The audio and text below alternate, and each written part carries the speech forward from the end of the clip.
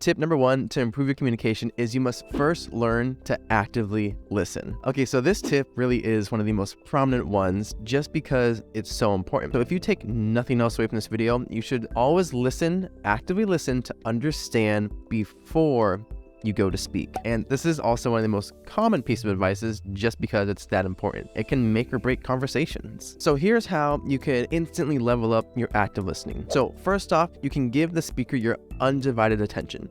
And so this means put away the phones, the laptops, whatever could be a distraction, put it away and set your attention solely on them. Next is process and repeat ideas back to them. So take time to really show that you are listening and trying to understand what they're saying by repeating it back in your own words, so that way they can correct you or they can agree with you and you guys can both get on the same page. Use open-ended questions, so that way you can prompt more additional information and again, continue active listening. And then my personal favorite is take a genuine interest in whatever it is they are talking about and saying. It makes it easier for them to continue, to feel like you are actually invested in the conversation. So leaning forward, undivided attention, asking good questions, and then having that genuine interest makes it easier for you as well to stay focused on that conversation with the speaker. Tip number 2, learn to watch your tone. So picture this. You and a friend or significant other are having a debate and it's a bit of a charged topic. After the conversation, you were trying to switch topics because you know it was a bit of a heavier conversation. And in doing so, the replies that they're getting or that you're getting from them, they feel a bit short and harsh, and the anxiety wells up and the panic settles in and you think, oh they're mad at me. I don't want them to be mad at me. What do I do? This is an experience that we can all relate to in some way or another. So it's how someone speaks, it's how a text message reads, it's just how it sounds that causes our mind to think in a certain way, whether we really want it to or not. And this is important because the reality very well could just be entirely different. Like after that conversation, the other person could have been thinking about something else completely unrelated, and the short responses they gave had no deeper meaning behind them. And I say this knowing full well that I myself have been guilty of doing this in real life, and I am trying to get better, but still, it takes work. So you have to watch your tone. You must be mindful of your tone. Are you portraying interest? Do you give off good energy? Are you using positive connotations in a positive tone? Or do you speak with low enthusiasm, a bit of apathy, and short responses and just short replies? If you can be mindful of your tone, this will drastically improve your ability to communicate effectively, at the same time lowering the chances of having a misunderstanding between you and another party.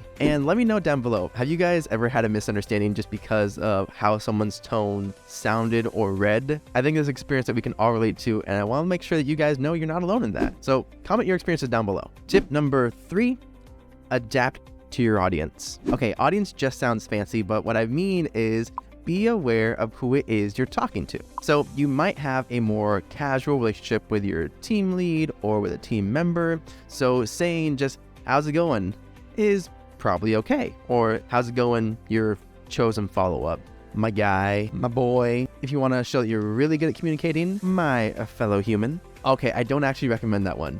If you wanted to be funny, sure, but yeah, moving on.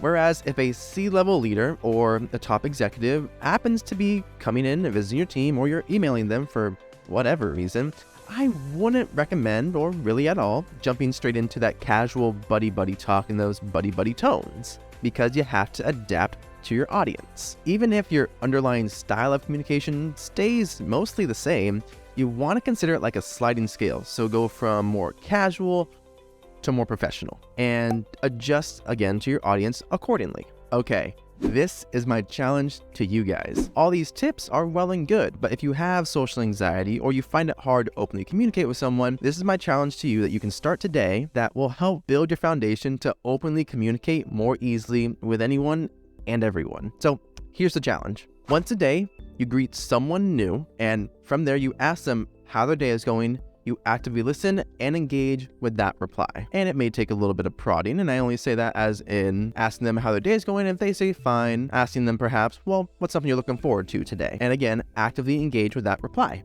This is a quick exercise that, again, you can do at anywhere at any time, but the goal is to do it once a day. So this way you can get more comfortable communicating easily with either strangers or people that you want to know. And if someone new feels like a high hurdle, again, due to social anxiety or other circumstances, then do it with someone that you do know or want to know more and get to know more, and follow the same rules. Ask them how the day is. If it takes a little bit more, ask them what's something they're looking forward to, and fully engage with that reply. With these tips, I hope you feel more confident in your ability to go out and effectively communicate. Keeping everything simple, next week we're going to be going over how to brave uncomfortable situations. Be sure to check out my video on the power of vulnerability.